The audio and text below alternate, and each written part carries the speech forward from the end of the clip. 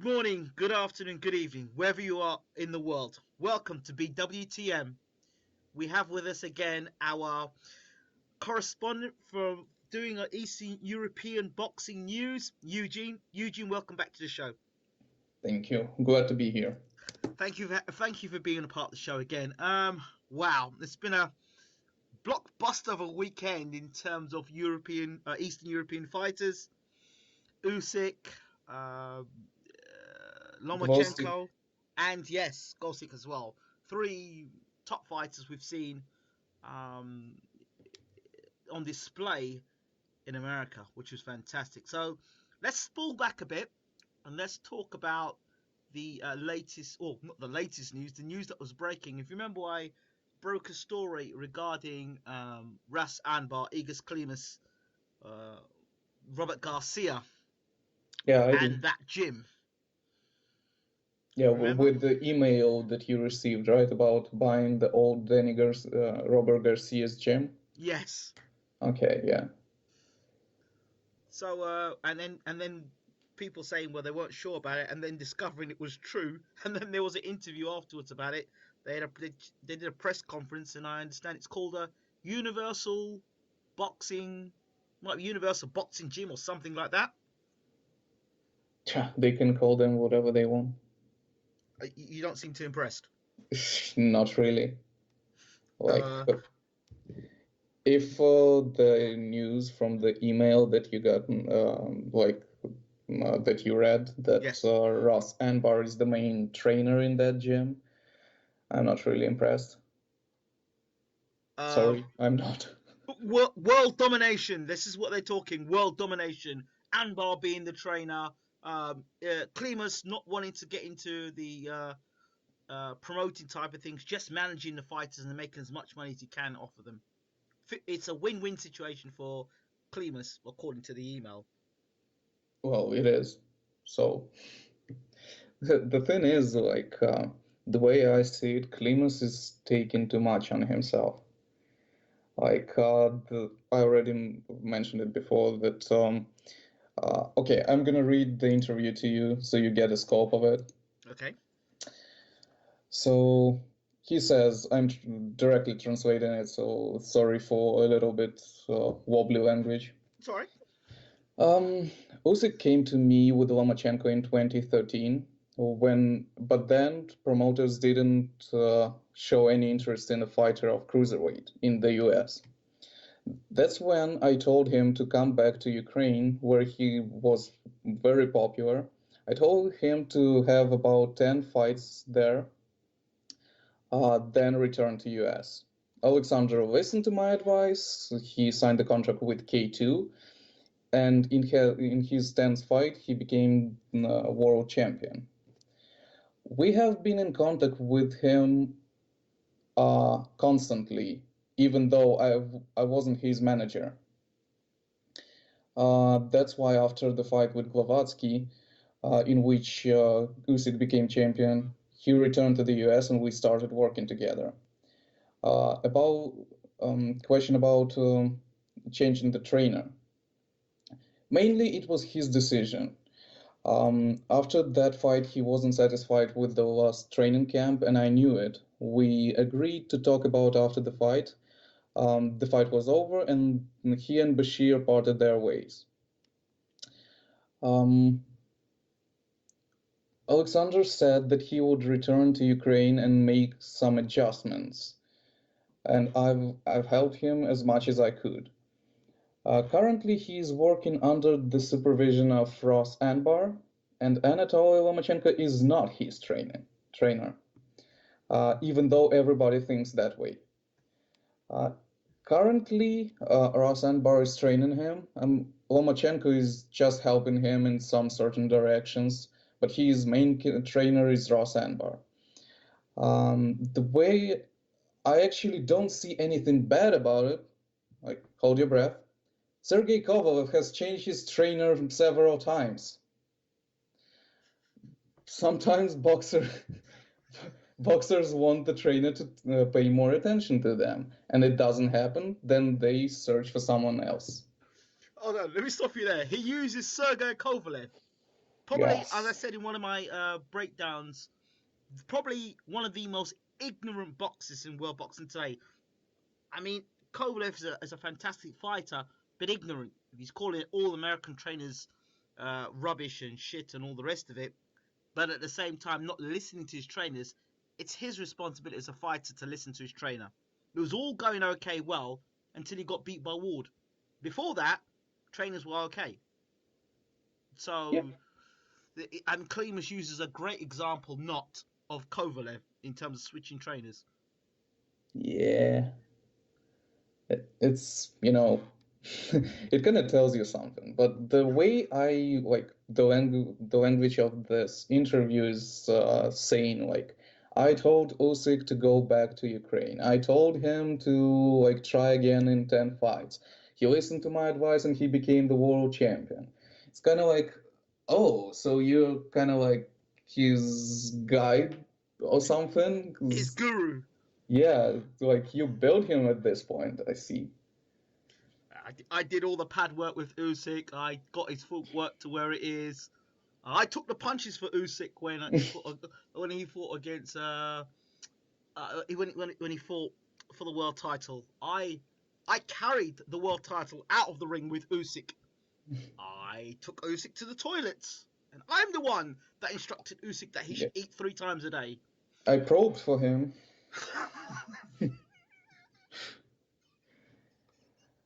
Oh dear. Okay, so yeah, that's what he's saying about it, and he's really focusing on Russ Anbar being his trainer, even though Russ Anbar himself said that the training camp was built by Anatoly Lomachenko. The game plan was built by Anatoly Lomachenko. Like, so he was technically there making whatever Anatoly Lomachenko told him to do, right? So, because otherwise, what else would he bring from himself? I'm a bit confused about this because according to the email, Ross Anbar owns 50% of the gym, and that 50% means that him being a trainer. So if Anatoly Lomachenko is actually doing any training, does he not get any fees for that? I don't know about that. Like, seriously, like, we can't even speculate on it because we definitely know that Anatoly Lomachenko currently trains Vasyl Lomachenko. But other than that, I don't know whether he has anyone else in his stable. You know.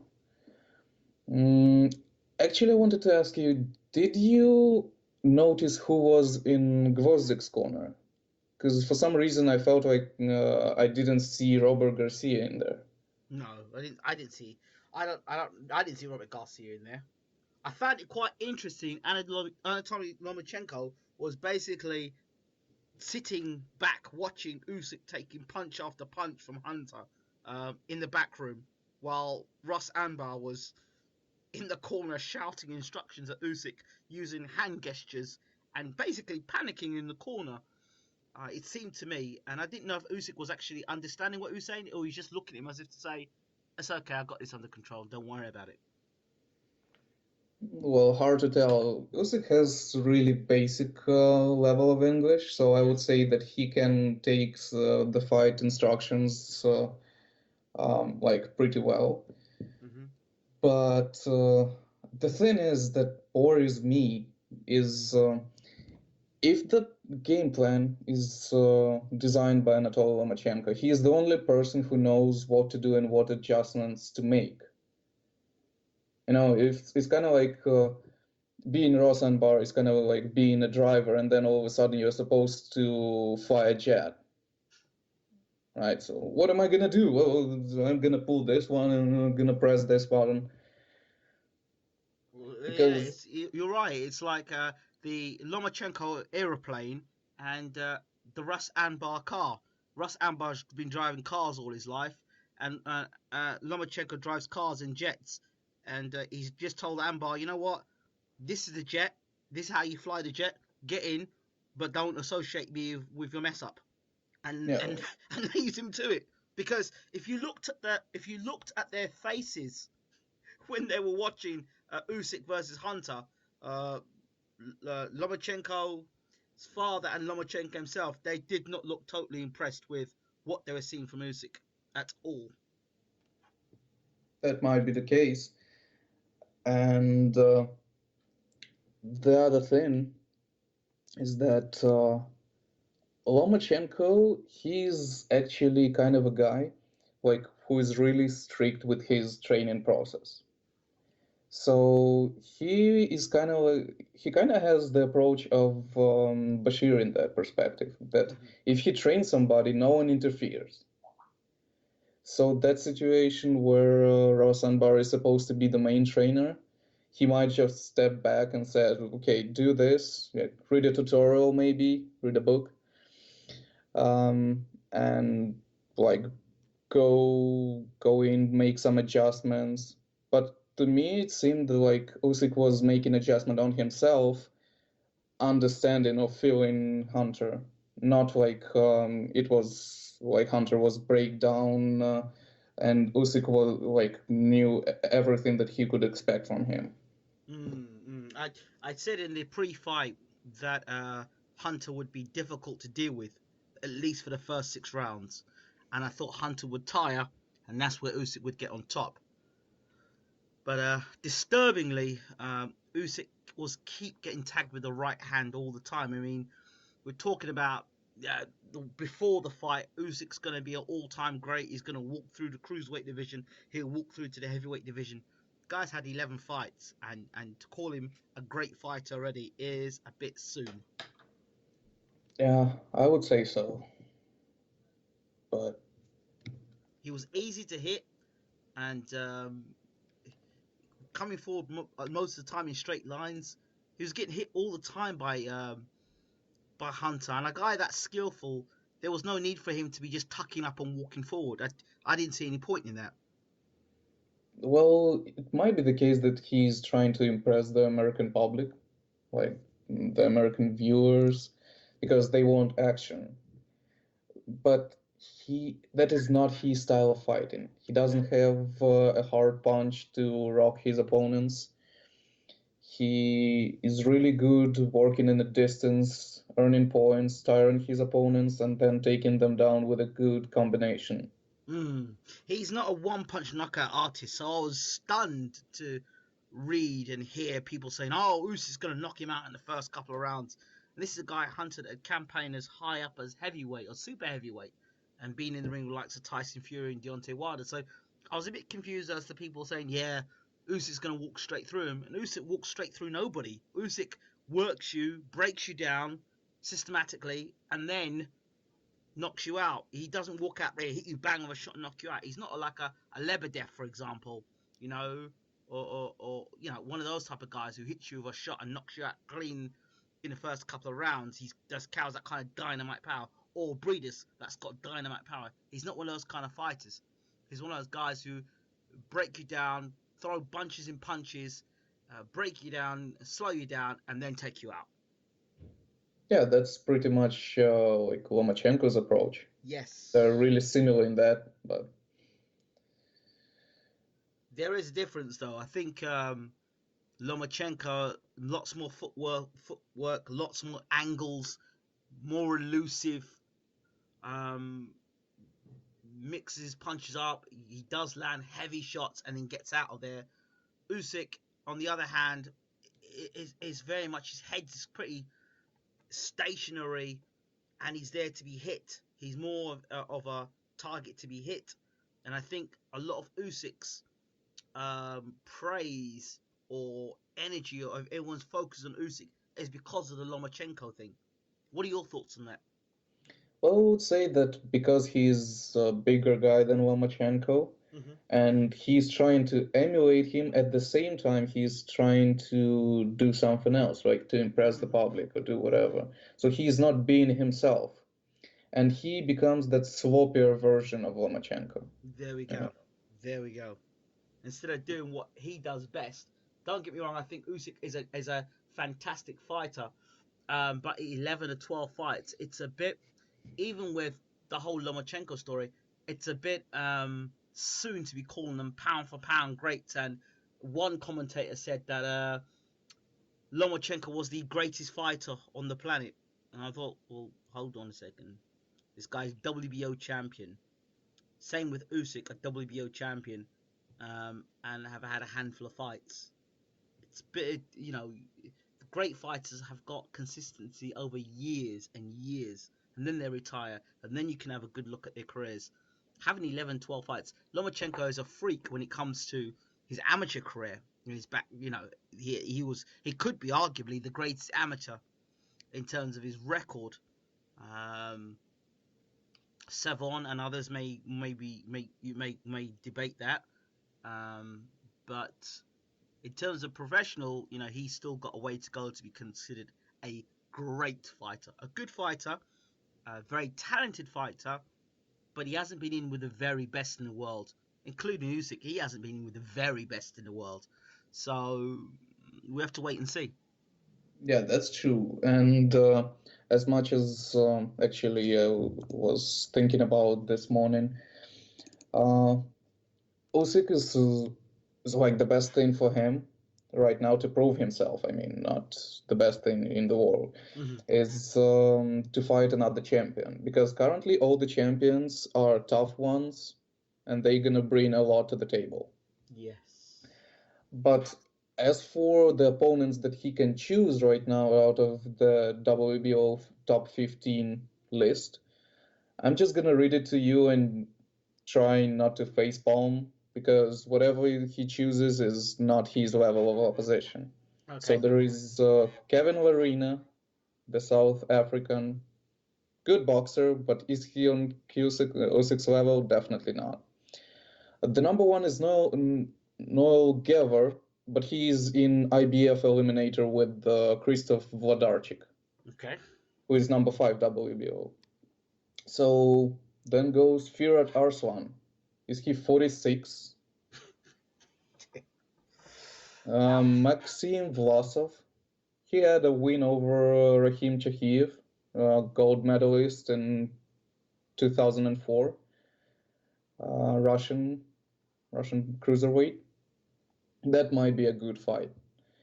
Then goes Alevandro Duradola, who is already in WBC eliminator with Dmitry Kudryashov. Then goes Ismail Silah. What's there about this guy that we don't already know?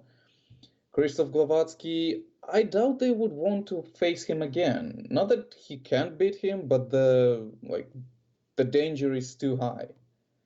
Okay. Michael Hunter he already won him. Imre Zelo, Mariusz Masternak, Mihai Chislak, and Druta Biti Denton delay. I can see Usyk fighting Masternak.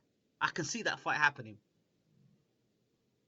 Possible, because they consider him for the Tuna fight. Yeah, but he said that he doesn't have enough time to train and whatever. He refused to take that fight. There you go. I can see that fight happening in the future. One of those stay busy fights. Yeah, of course. But other than that, if he doesn't take on champions, and he needs to take on champions before he moves to the heavyweight, it would be an extremely unwise decision for him to move right now into that environment with his level of experience in professional boxing ring. What about him versus Marco Huck? Well, he's not ranked, but the way I see it, Marco Huck is really important to face, just because the way Marco Huck can execute dirty fighting. You need that experience as much as Lomachenko needed that fight with Armando Salido. Mm-hmm. I actually believe that he should have won that fight. There should be points deducted from Armando Salido, but it's disputable. He lost. And but he took out of that fight a lot. Like, that loss was counting for 10 wins. Because when somebody brings that much to you to think over, to consider, if you make if you drive right conclusions, then you will learn a lot. So Usyk needs Huck to teach him what else is there in the professional ring that it isn't in amateurs? Right. Okay. Uh, the fight against Hunter. Hunter was out for a year. Didn't have a stable trainer. Um, what were your thoughts on the whole Hunter fight, in your opinion? Hunter fight, well, it went almost as usual when Usyk starts slow, then steps on the gas, started winning rounds. And actually, what surprised me about the scorecard of Usyk and Hunter fight is that Usyk won first 2 rounds. Um, I don't know how I feel about it, like, because clearly first 3 rounds went to Hunter, like the way I saw it.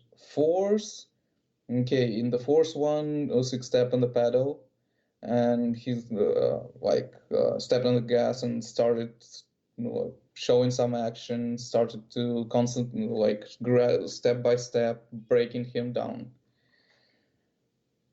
And after that, of course, every round after five round and all the way to 12 went to Usyk. But the first 3 rounds definitely to Hunter. Okay.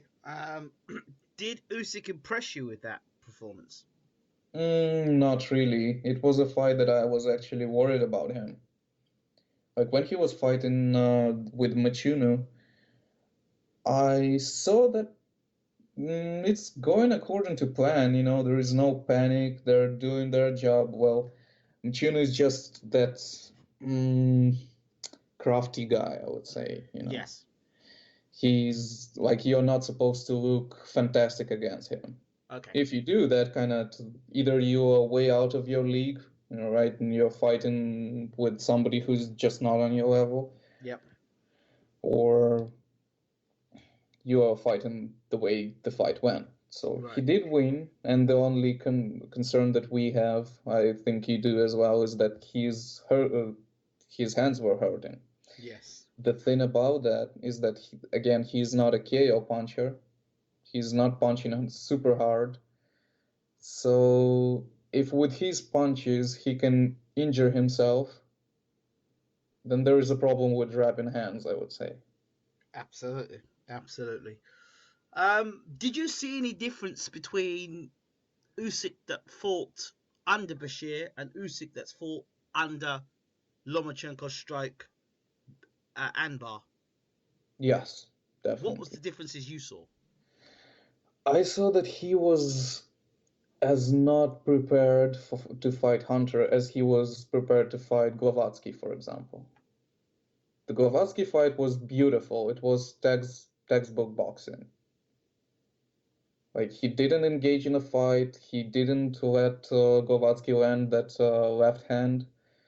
He was taking the points, and in the late rounds, he just made a little bit of show of stepping on gas and landing some punches, making champion look completely broken down. He didn't KO him, but nobody did because Glavatsky has a fantastic chin. Okay. And the thing is, like, I was super impressed with him fighting Glavatsky. Then was the fight with Nchunu, but he was that kind of guy that wasn't supposed to be an easy fight. Mm-hmm. And then he fights Hunter, and I was actually worried. I was actually checking my heart rate because my heart was going crazy. Like, what is going on? Like, he was losing. Like, he doesn't look as confident as he would look under Bashir. I would say that. Do you think he knows it deep down when he goes back to the corner listening to Anbar? He might. And the thing that I sent you on Twitter about Alexander Krasuk saying that maybe Bashir will return, because I think that Krasuk has his back thoughts as well. Um, I would. I would say that he might change his opinion on that because the way he fought in Glovatsky fight wasn't even the Lomachenko style. He was showing a good footwork, good body movement, but it wasn't the same as Lomachenko. It was something of his own, something that was executed perfectly. Bashir, we interviewed him and asked him the question about returning to Usyk, and it looks like Bashir has moved on. Well, he definitely did, because why would he sit there and wait for Usyk to come back? He has other responsibility. He has Ruan Visser, Sirenko, and Klitschko. So he will stay busy. But if at some point, as Bashir said before, Usyk comes to him and asks for forgiveness and wants to start their relationship all over again, I see them working together again. You think Bashir and Usyk will work together again if that was to If happen? if Usyk like drives a conclusion that his performance with Bashir was way better than the current one. But therein stars a problem because you've got Klimas, which Bashir and Klimas don't get on. Yeah, that's correct. Well, see, I don't understand how he doesn't see that Klimas is kind of apathetic about the boxers. He just drives the best economic solutions, but he's not doing what's best for the boxer. That's the way I see it. Do the boxers understand this about him? Um, they might not. See, because he's a comfortable guy for Eastern Europeans, because he speaks the language, he organizes a lot for them in the US in the unknown environment. So they might be kind of like in a warm bath, in pink glasses or whatever.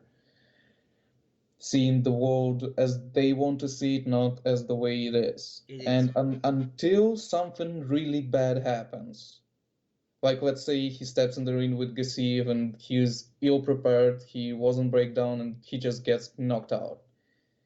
He will see what happened, but it's too late. So, from a Ukrainian perspective, how are these people perceived? Klimas, Usyk, Lomachenko, Russ Anbar. I mean, looking at Russ Anbar on the pads, no disrespect to Russ Anbar, but did you see the pad work with Russ Anbar? Yep. Well, I saw something. The way people see, I'm talking about the social media, I'm talking about the boxing fans. I'm not talking about fanatics who are saying, oh, whatever Usyk does, he's just perfect and he doesn't poop. They are saying that changing Bashir to Ross Anbar is not a win situation. Like if he was under Anatoly Lomachenko, they like the way everyone sees it is okay. It wouldn't be just a different game, but it wouldn't be a loss for him. But this one, it kind of rings the bell, like for everyone. Like, what kind of change is that?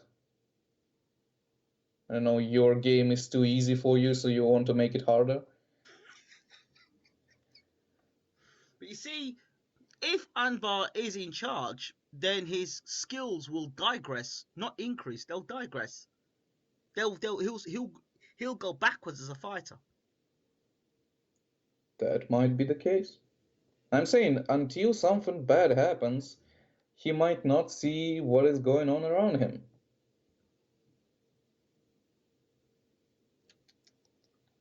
It's not good. It's not good. It's not good. Where do you think this is all going to end then, Eugene, in terms of Usyk? I think that the best way to judge on it is best thing scenario that he has right now is go 100% under guidance of Anatoly Lomachenko. Mhm. So he would be he would be taught properly, and at least he would have a person in his corner who sees and know what's going on. Okay, so he would be still progressing, maybe not the way we would expect it. And I'm not sure whether even under Anatoly Lomachenko he would move to heavyweight. Why'd you say this? Mm. See, the thing is, Anatoly Lomachenko teaches good technician skills, but they still feel kind of amateurish. Don't you have that feeling? Yes, they are, but at the moment, as one trainer said to me, they're getting away with it at the moment. But the very highest level, that's where we're going to find out how good Lomachenko really is. Yeah, well, as for Lomachenko, he's kind of like another dimension fighter, you know. Mm-hmm. I'm not worried about him because at the moment there is nobody at 130 that would cause him significant problems. I see Corrales giving him a good fight, not resigning as his previous two opponents did. At 135, the game gets more interesting. It's definitely something that he would have to consider.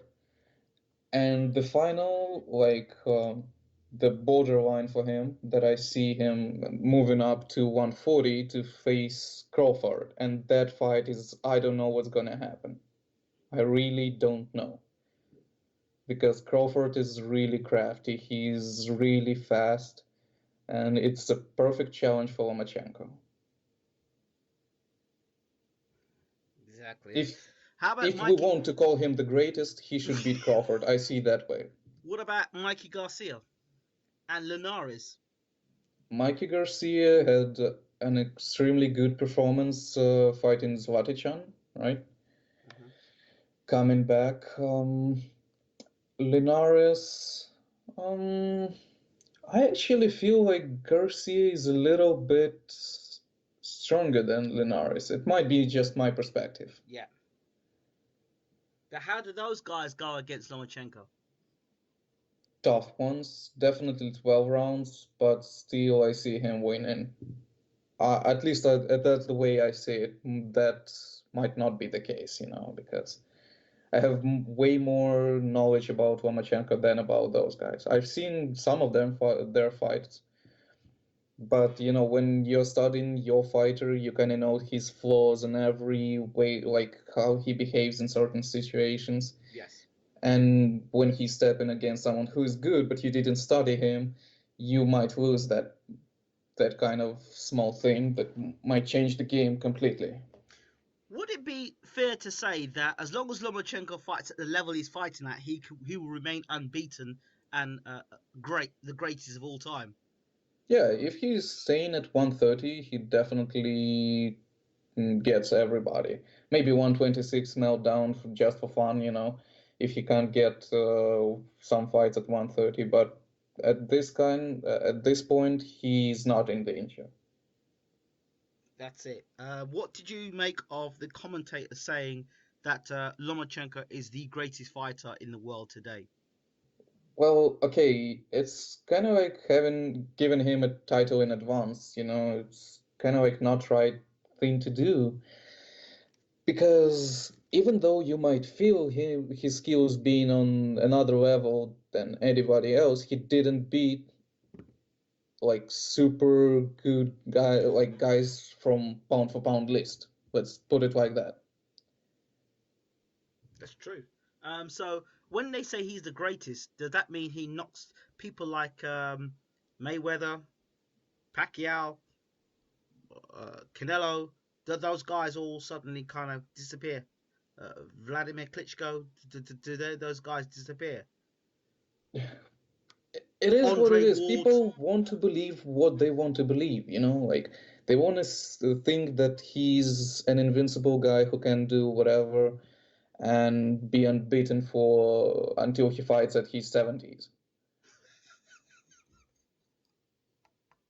That's the way people want to believe it, but they keep forgetting that he is a human. He's a really good boxer, astonishing amateur, but he still has to earn the title of the greatest.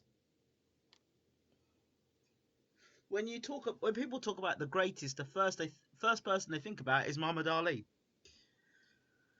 Uh, you know, and the sort of fights Ali had against great fighters, Fraser, Foreman, Norton, Sonny Liston, Yes. Eddie, Ernie Shavers. I mean, the list goes on. I don't see that in Lomachenko's fight so far.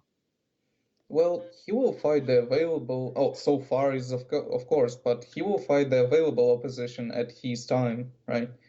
So for me, if he goes to fight at some point in his life, goes to fight and win over Crawford, if he does, then I would say that he is definitely somewhere around that place as Muhammad Ali is. Greater? Come on, it's kind of like, we are comparing apples and oranges, Yeah. but we can definitely put him to that level. It's all right. Let's use the Mayweather model. Okay. Let's use the Mayweather or the Andre Ward model. Andre Ward fought in the Super Six, and he fought the best that was around. Either they were unbeaten or they had one loss. I mean, look at the guys he fought: Froch, Kessler, Abraham, Masaki Obika. Some of the best guys that are around in the Super Six. Floyd fought from a lower weight category, moved his way up, and won all WBC titles, not WBO title, WBC titles. And when he was moving up the rankings and he was fighting through the titles, getting his WBC titles all the time, nobody was calling him the greatest. The thing is, I actually don't really like the talk about the belts, whether they're good or bad, Mm-hmm. because the four organizations acknowledge each other. Okay, they recognize them as equals. WBA recognizes IBF and WBO and WBC and vice versa. Right. So, and every of those companies have their flaws. You remember what happened to Tyson Fury? He got stripped with IBF in a Mm-hmm. couple of weeks after winning it. Perfect. Then we have WBC when guys can get their title shot for years. Stiverne. Stiverne, then the Adonis Stevenson. He haven't been fighting for 4 years with the mandatory. Deontay Wilder. Yeah. See, it's like it's even a joke that Deontay Wilder is a champion in voluntary defenses. The champion of voluntary defenses. So WBC, that is considered to be the most prestigious belt, right? And this is happening under their supervision. There is WBA, Povetkin, yeah. Well, Canelo weight. oh yeah, they wanted to make a special belt for him for catchweight. He's fighting Chavez, right? Yeah, the Canelo weight. Yeah, they wanted to make a belt for that, and I don't know. It's kind of like belt when you don't want to fight in your division.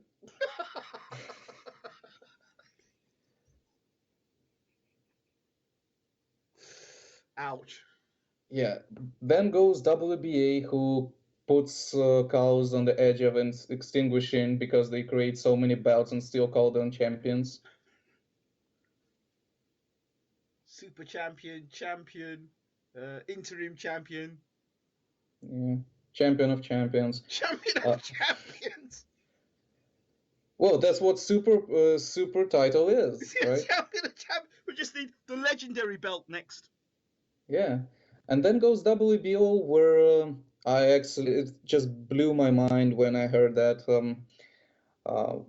What was his name? There was a guy who was waiting for title shot at Golovkin. Georgian one. Let me just check on the box rack. One Not second. not Pirog. You're not talking about Pirog, are you? No, not Pirog. Georgian guy. What was his name? Can't find him. Anyways, there was a mandatory for Golovkin in WBO, and Golovkin was supposed to face him. So at some point, WBO says, "Okay, then Canelo is the mandatory for Golovkin." Oh no, not for Golovkin, for Saunders. Yeah, WBO is Saunders has the WBO, right? Yeah. So he was that guy, Georgian. He was waiting for the title shot at Saunders. And all of a sudden, WBO rules out that Canelo is a mandatory for his WBO, for Saunders's belt, even though he's a champion at the other division. It's like, guys, what's happening?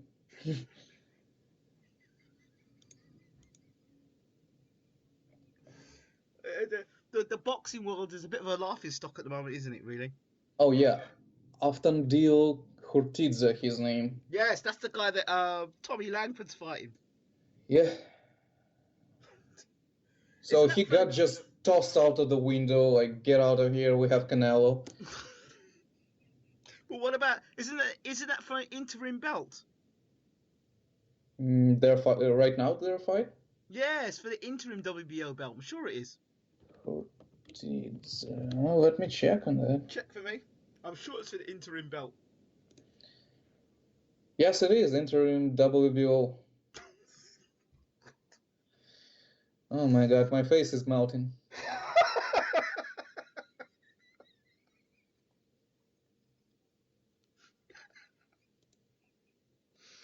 Oh dear me, dear me. It just it gets more embarrassing, doesn't it? It just we better stop this belt looking because we carry on. It's gonna be worse for us. But see, that's the talk. I actually had a discussion with Bob from Truth and Fox about boxing. Yes. About that there is no prestigious belt.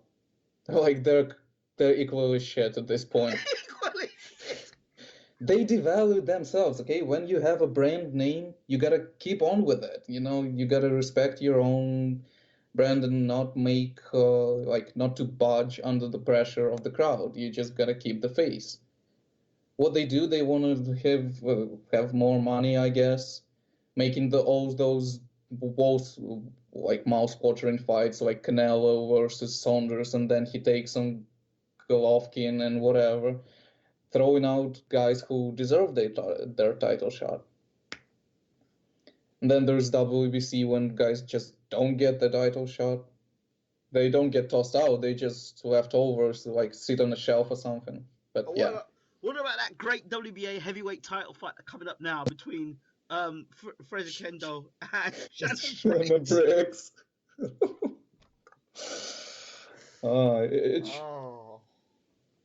It should be it should be like Gramps' title or something. Yeah, the granddad's title. Because dear me. I know why they rule it out. Like, it makes sense because Fraser Kendall was waiting for his title shot, and the fight with the Brown fell through. Briggs was waiting for his title shot, but it's so surreal when you watch at it. It's just. And when was the last time Briggs fought somebody in the top 10 or even the top 20? Was it with Vitaly Klitschko?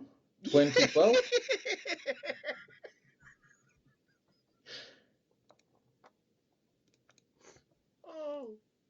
And that was the fight after which he went to hospital, so. Yes. Should he continue? I know he wants to go, and let's go champ, but. Oh, you have to laugh. You have to laugh. Oh, look. You know, we're gonna end up getting all the governing bodies are gonna end up ringing a BWTM up complaining. You know what? I'm gonna have to start my own belt up as well, the BWTM belt up. Yeah. Yeah. Okay. Why not? We may as well, in it. Gonna send. Okay, there is already a computer. like computer evaluation system with the box rack, right? I don't know. Yes. It's kind of I don't really trust it because it's fluctuating when the fights are announced. They're already bumping up fighters, making it like more of a danger for the fighters. Yes. But we can make a Twitter poll ranking. Yeah. That is a great one. Well, be careful. The fanboys have already got Gennady Golovkin as pound for pound #1. He definitely is. He definitely is. I'm just keeping the thunder at bay so we don't get all the hatred.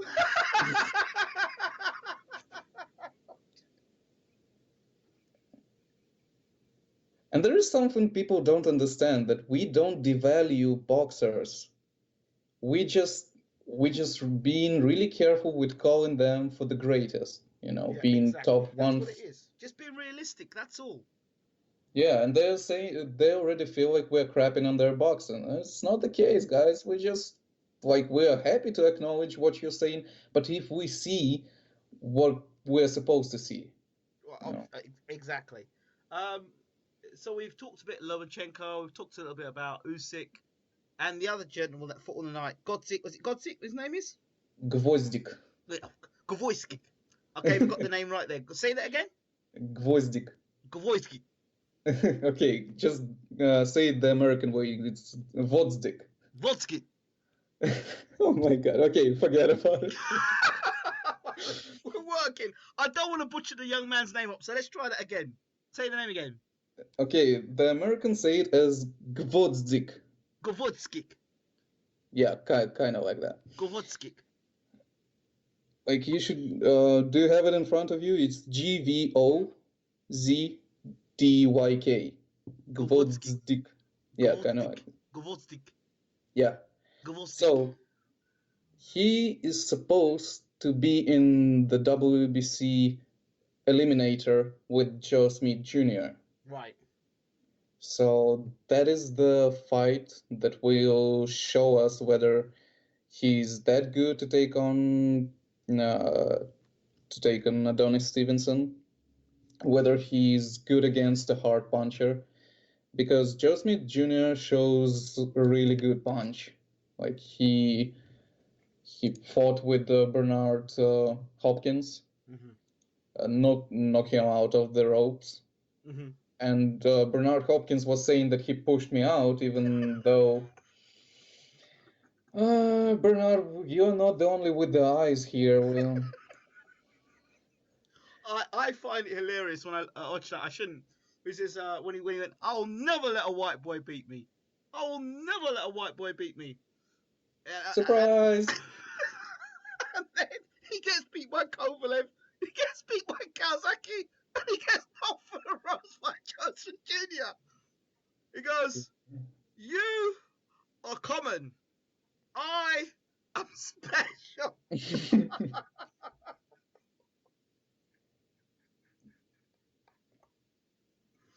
And I see Joe Smith knocking for the ropes out of the ring, and he's talking about how he got pushed to the ropes. So he was knocked out of the ring. He was literally knocked out of boxing. Yep. That's what happens. That's karma. That's when you start talking crap like that. That's unnecessary. You get knocked for the ropes, knocked out of the ring, knocked out of boxing. What a way to retire, right? Yeah, like I was watching the Ukrainian stream because like the fight was super popular around the world. Yes. And it's really easy for me to get the stream. Okay. So many people were disappointed at that, like saying it should not be the way he goes, but it should be his last fight. Like because who else is he gonna fight? Like he tried to get on some prospect, right, to show that he can still do it, win on points at least, and he got knocked out being 50, 52, 54. I know he's talking about fighting. He wanted to fight Golovkin at one point. Oh, Jesus Christ.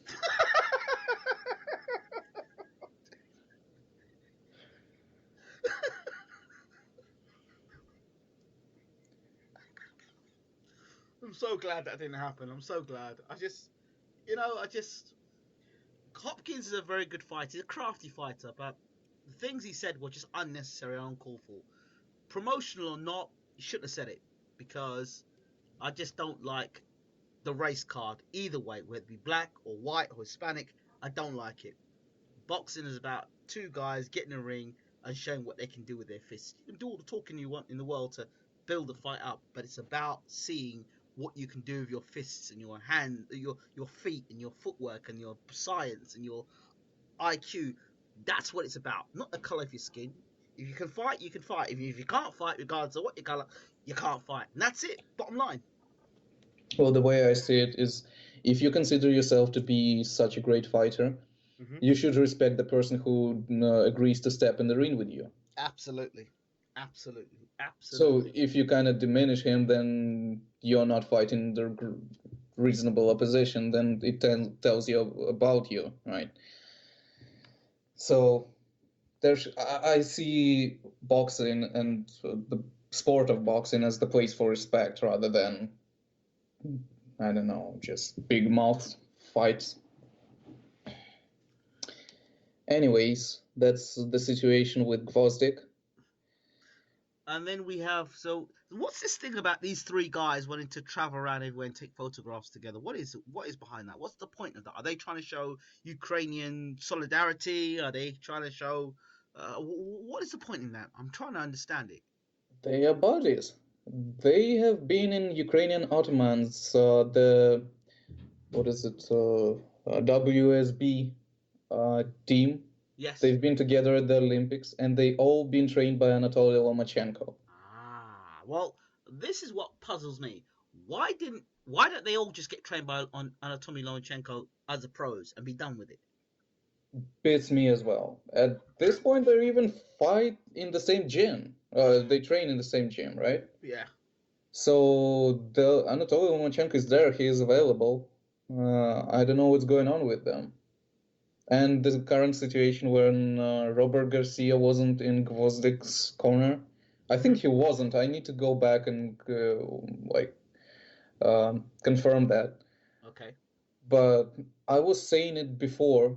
Like I was telling you that when Klimas gets in, you get rid of your old trainer. It doesn't happen with Lomachenko because it's his father, and that's probably the only person he would agree to train with. Okay. But we see it with Usyk, and we probably have seen it with Gvozdyk.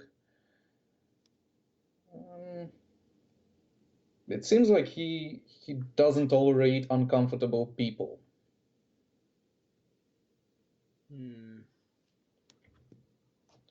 Very interesting. Very, very interesting. Okay, let's move on. Let's talk Klitschko. Yes. Absolutely want to see that fight. I have to say that Klitschko, if I'm going to use the 2.0 because Hay likes to use it, and I'm still a bit disappointed by Hay's 2.0, but I'm going to call Klitschko 3.0. He seems to have got a whole new personality. Oh, yeah. Have you noticed? Yeah, I've seen his training camp with his footwork, with his working. He doesn't look stiff anymore. Like, he didn't look sloppy in his previous training camp, but it was kind of like, I have a blueprint to beat everybody, so I'm gonna do it all over again. And at this point, he gets whatever he has in his resume, whatever he can get out of his experience, he brings it up and uses all of it. He shows an extreme will to fight and to win, and win properly, that no one can question him. I don't know if you've seen that video, what was it? The Bad Left Hook posted that with him practicing footwork. Yes. He's technically dancing circles around and throwing punches with no headpiece, the helmet. I don't even know whether he wears any mouthpiece. Yeah, I So was watching him. he's Yeah, I was watching him in the gym, moving around and using a little bit of a shoulder roll now, and yeah. slipping and moving, and yeah, I saw a lot of that. I tell you, a lot of people talking about Joshua going to knock Klitschko out. Don't see it happening. I see Klitschko becoming a three-time world champion. I really do. Yeah, and He, that's if Klitschko and many people are saying, okay, so he have been fighting for what was his resume, 60 fights, yeah, 64. yeah, So he have been fighting for 68 fights, yeah, and he was precisely the same until Emmanuel Stewart kind of changed his fight style to more defensive one yeah, because he has a chin problem. yeah, His elder brother Vitaly doesn't have that. He was taking punches from Lennox Lewis, yeah, and the only reason it got stopped is because of the cut. yeah. If not the cut, he would continue because he was winning on card. Hmm. So uh, Vladimir doesn't have it, so Emmanuel Stewart changed it to defensive one. But he still have all those. He still has all those fights he went through. He has like he might be the most experienced heavyweight at the moment in the game. He probably is. He is.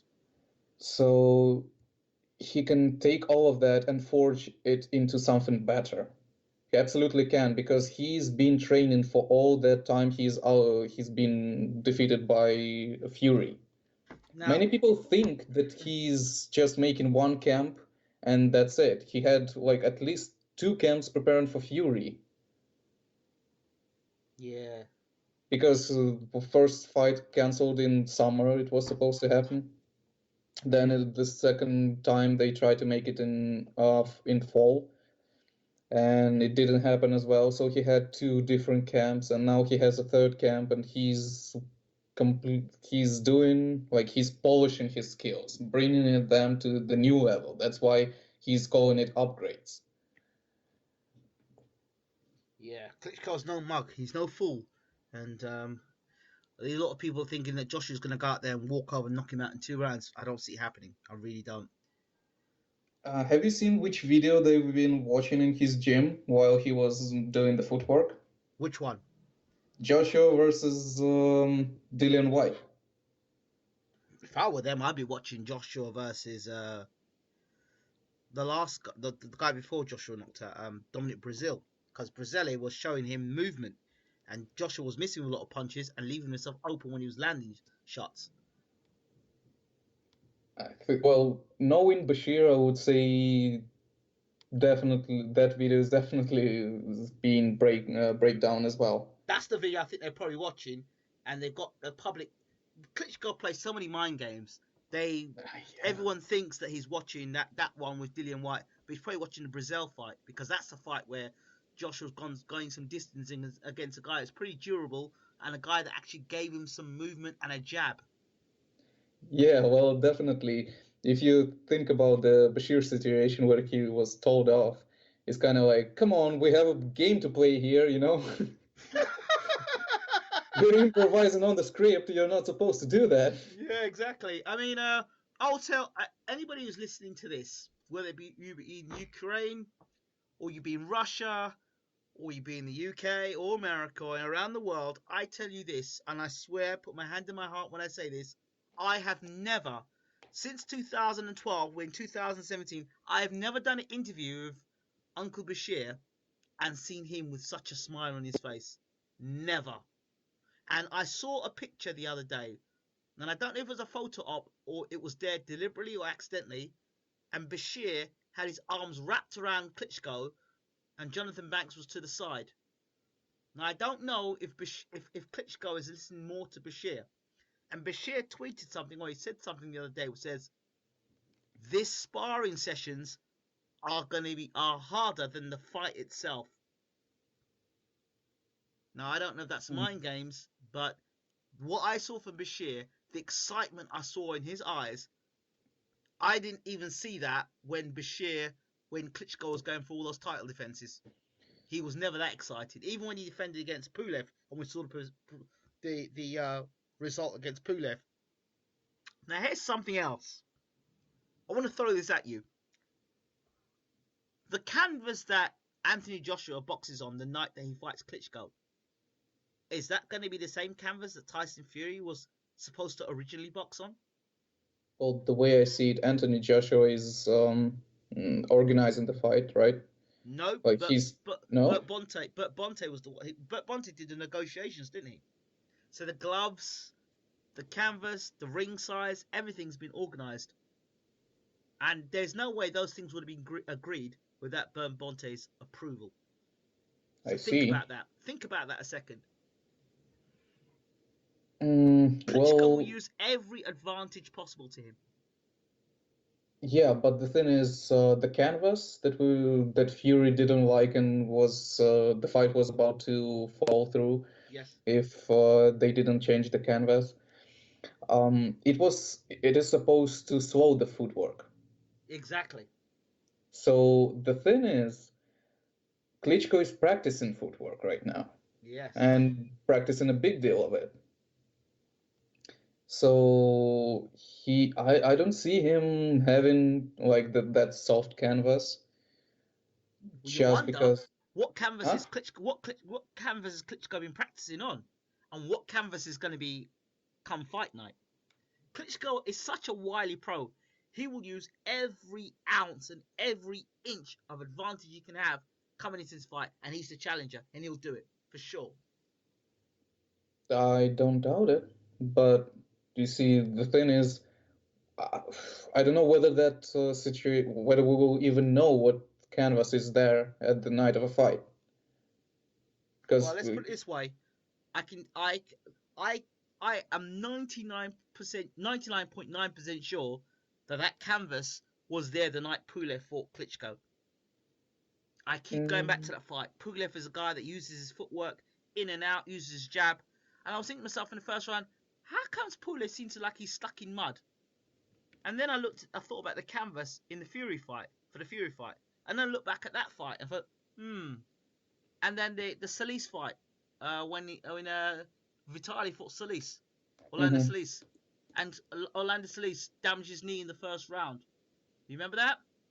Or the second round? Nah, that was probably too way back. Yeah, well, that's way back, but yeah, that as well. So the way Klitschko looks so fantastic that night, it does make me wonder about the canvas. It really does. And the stuff I've heard backstage about the gloves and all this other stuff, come fight night, I tell you, they're gonna use every trick in the book. And I'm not sure if Joshua himself is ready for that. And I don't think Joshua's people are going to be ready for that because I don't think they're that experienced a team. See, that's again, many people want to believe that Joshua is the second encounter of George Foreman, right? But it might be the case, but he's been thrown under the bus at this point. That's what I think. He's coming to the fight. He doesn't know we don't know he will win certainly. It's such a the chances are so low that the only way I see it is that he's been sold out because of the big amount of money that is involved in that fight. Mm-hmm. It's absolutely not necessary for him at this point of his career. Exactly. Like, so, you know.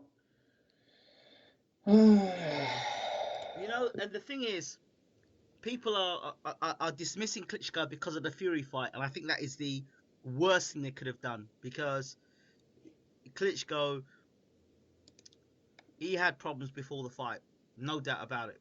And Fury is not Joshua. Fury has head movement, he's got upper body movement, he's got good footwork. I don't think Joshua boxes the same way. Joshua's head is stationary, he's more flat-footed. I don't know if Joshua can fight backing up. And the 12 round issue. Uh-huh. So Vladimir Klitschko, like most of his champion fights, he only won by KO with Chris Bird. All the rest of them, unification fights, he would win by decision. Mm-hmm. So he goes 12 fights at 12 rounds against a champion, and he wins on points. So I don't see Joshua winning him on points. Many people just expect him to land a big right hand and finish it because he's so young, he's so powerful. But that's the only asset he has, being young and powerful, No, against a guy who has been dominating the division for over a decade. he's not got better boxing ability. Joshua's not got better boxing ability than Klitschko. He's not got better footwork than Klitschko. He's not got a better jab than Klitschko. He's not got better IQ than Klitschko. We yet to know if he's got a bigger heart than Klitschko, because Klitschko's been knocked down by Samuel Peter and got up and still won a fight. People say about Klitschko's chin, but who's knocked Klitschko out? Who knocked Klitschko out? Well, was it Lemon Brewster? Lemon Brewster, yeah, and Corey Sanders? Yeah, well, Corey Sanders. Well, Corey Sanders is a huge puncher, isn't he? Mm-hmm. Yes, that's correct. Yeah, he's a huge puncher, and I wouldn't be confident if I'd had Corey Sanders fighting Anthony Joshua. Yeah, would you? No. And he rocked Vitaly Klitschko as well in the first round. He hurt him bad. So I mean, Corey Sanders is no mug. Lamont Brewster was a big puncher, and I thought Klitschko looked sick that night. Something looked wrong with Klitschko that night. The way he was huffing and puffing and looked like he was exhausted. The thing is that I know about it, and there have been some documentary movies and about Klitschko's, is since that fight, they like Klitschko and Klitschko the Junior and Vitaly and Vladimir. Yeah. They always travel together to the fights. They're always in the corner, because apparently he wasn't there in his fight night, and something happened, like he got poisoning or something. Yeah, you could see it though. You could see there something wasn't right about Klitschko. So since then, he never lets him step in the ring without his elder brother being in his corner. There you go. So, and then you look at the fight he had against Samuel Peter. Peter dropped him twice. He still got off the canvas to beat Peter, and it's all well and good being a big puncher against guys that stand right in front of you. It's another thing having to punch a guy that's moving and making you have to reset all the time and punching you back and throwing jabs in your face. And there's been a record in the history of Joshua being knocked out in sparring and in the amateurs as well. So,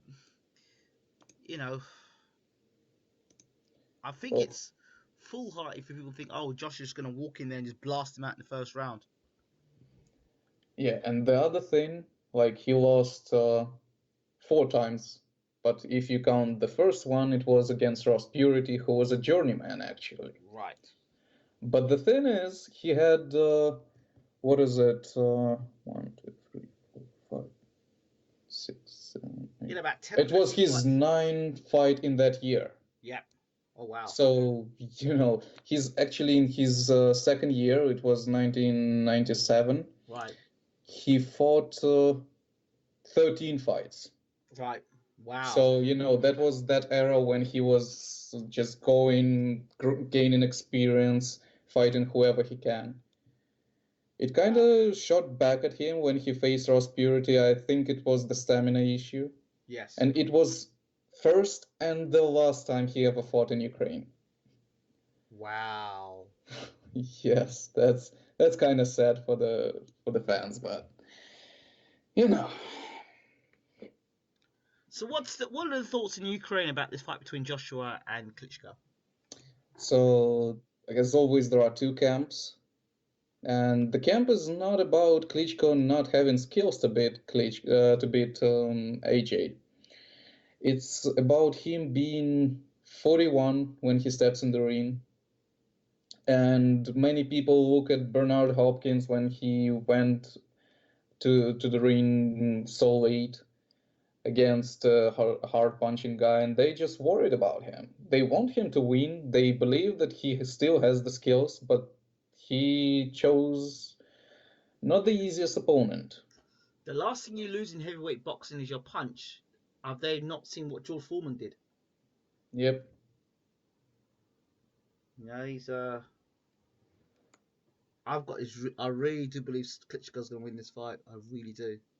I haven't been I so. have the same perspective, but for example, when I talk to my dad, who has longer um, been following Klitschko's for way longer than I do, because it was ever since, you know. Like I wasn't even born at the point when he was watching the Atlanta Olympics. So, so the thing is, he's saying I'm genuinely worried about him because he's not that young. But at the same time, Klitschko is a heavyweight, and he's extremely experienced one, and he's been training for so long for this fight. Mm-hmm. So that kind of tells me that he will win. He And he will has. shock the world. Like he would shock all the fanatics. I think so too. I really do. And it will be interesting to see what the fanatics say afterwards. That Joshua was a bum. That always happens. Why are you laughing? It's true though.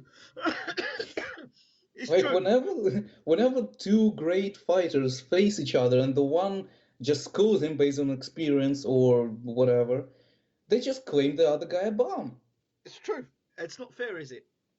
Yeah, like that guy built his way up and he dared to be great. He was overpowered or outboxed, but at the same time, it doesn't diminish whatever he has achieved throughout those years. Let's close on an interesting note. Tyson Fury, the return of the king. What are your thoughts about this? Well, uh, it's hard to say. I just hope his punching bag is not filled with cocaine. Oh dear. No, I know it's a cruel joke because, but the thing is, I just didn't buy into his mental issue problems. Didn't I you? just didn't, because he's 27. He just won against the best like heavyweight available in the world. Everything fall to his legs, you know, everything is at his knees, and all of a sudden he has depression. I would understand if he went partying for a year or something. Like I would definitely understand that, but having a mental breakdown or whatever, I Could it don't be see also? it. Could it be the fact that Klitschko still had that hold on him, and that as long as he had to do what Klitschko said, even though he was the champion, because he had that rematch clause with Klitschko. The way I see it is, yeah, that's definitely the part of the case. But the way I see it is, Fury tried to play Klitschko's game, be the man who commands the the rules of the game, and he tried to do that. He got stripped of IBF, so that's the first strike. So then he wanted to, I actually don't even buy into his trauma, because some people have seen him on the night of on the day of a conference, walking on the streets, doing whatever, having drinks, and then he went to um, what to the soccer game. There was a European Cup. Mm-hmm. So he seemed too much, you know, relaxed about it, not the guy who is injured and who is having a fight coming to him. So he wanted to kind of troll him the way Klitschko kind of like pushed on him, Mm-hmm. and it fired back at him, because the reason why Klitschko can do it is because he is the Klitschko. Like he's the man who has been building up these years, and now he can play little tricks against his opponents. Fury tried to do it, and it didn't went well for him. That's my perspective on that issue. Interesting perspective. Why? What makes you think that way? Too many things are just not right about it. They just don't feel logical. You know, it's either he's completely self-destructive person, which I don't believe he is, because self-destructive people don't go that long to achieve their dream, to prove something, you know. Or he's just didn't expect to face the cruelty of the boxing world. Very interesting. Yeah, but that's my perspective. Like, I'm not pushing it on anyone because I just, if I'm trying it on myself, right, I just won against the greatest heavyweight in our generation. I mean, in my generation at least. I'm 20. So I wouldn't be depressed, definitely not. And if I felt like, okay, I won him the first time and I can do it again, you would just do it again. Interesting. Very interesting.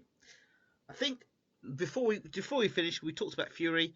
Your thoughts on Joseph Parker versus Hughie Fury? The thing that I don't like is that Fury fights in New Zealand. That's my thoughts as well about that. Was the visa thing clarified with It's cleared. Peter's there now. He can go to New Zealand. Okay, that's a good thing, because if he wasn't there, I would definitely say that he has almost no chance. Okay. So the thing that he's fighting in the backyard, I would actually expect them to fight in the US, but see, that's the way they ruled it out. And I see Parker winning on points. I don't think he will blast him out of there. I just don't see. Okay. Peter Fury, I've read some reports that Hughie's going to be a stone heavier coming into this fight. He's going to pack on muscle. Will it do any good for him? I don't know. Peter probably knows, but I don't know. Okay, well, we'll see. Like, it will be an interesting fight that I'm definitely gonna watch. But I don't know. The only fight that I'm currently concerned about, like before Klitschko, is the Ricky Burns versus Julius Ndongo. Okay. Which is happening next week. Okay. And because it opens the possibility for Crawford to just be undisputed. Of course. So, because he will definitely jump on that train. He has problems with getting people to fight him because he's so crafty, they would rather fight other guys. Right. So he will definitely won't, and definitely Bob Arum, right, his promoter, will put a great purse bid to lure whoever wins that fight in. Okay. Do you think Ricky Burns can do it? I don't know. That's because I don't know who Julius Ndongo is. He won with the first round knockout. Yes. And we haven't seen much of his skills because he was fighting in Namibia, I believe. Yes. Against a highly rated opponent, by the way. Yeah, with Edward Trojanowski, who is having a fight this summer. Okay. I read it. In June. Okay. So yeah, Julius Ndongo can prove to be a very dangerous fighter in that fight. You can do. Absolutely. Totally agree with you there.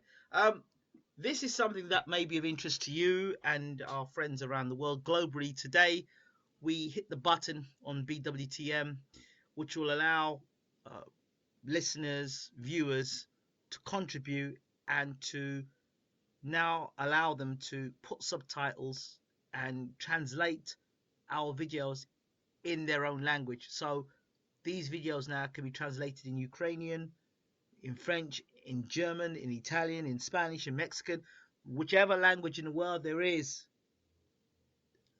in the wonderful world of languages can be translated by just going to the video and clicking on the subtitles and the closed captions button in the videos, and it's all there in any video you want to translate. So the Bashir interviews, the Abel Sanchez interviews, even these shows can be translated, so our friends around the world, particularly in the Ukraine and Eastern Europe, can listen to the interviews.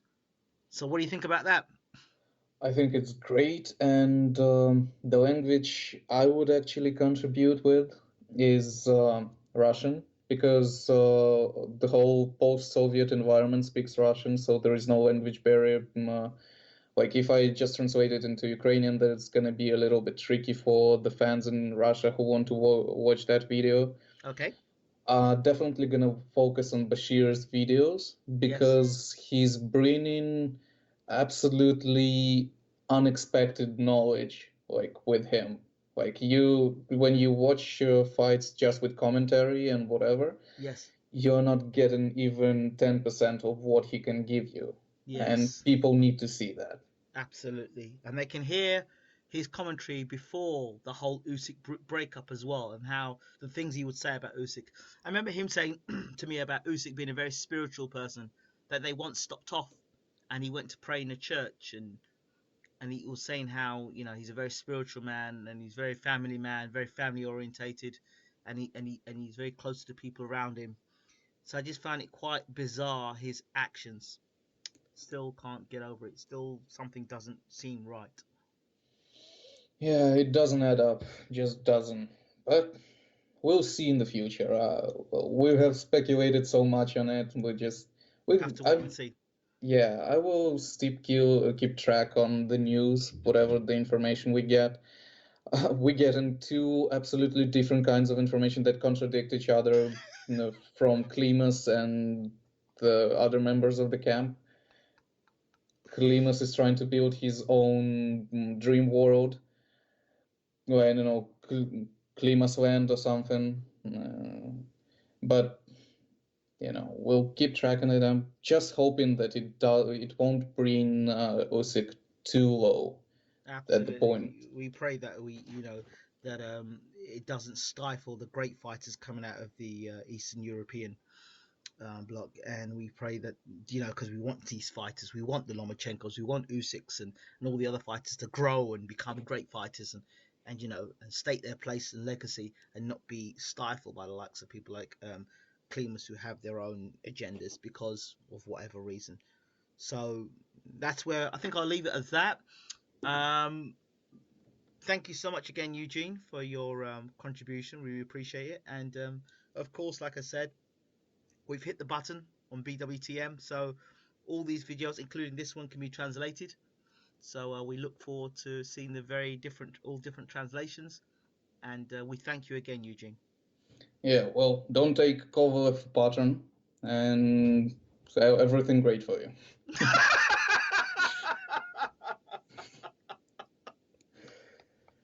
I love Kovalev. I love him. Oh, we'll love him as a boxer, but just But for all the wrong reasons, I love him. But I love him. Yeah. All the wrong Yeah. reasons, and they're nothing to do with boxing. But I Yeah. love him though. Okay. Take care.